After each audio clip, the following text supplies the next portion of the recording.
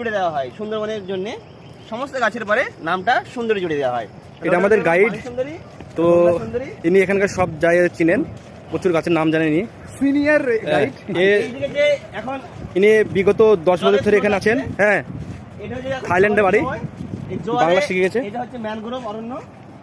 Mangrove অরণ্যগুলো এখন জোয়ারের জলে পুষ্ট হয়ে গেছে, আবার ভাটার সময় চলে যাবে। সিঙ্গেল সিঙ্গেল চলো, single single. Royal Bengal tiger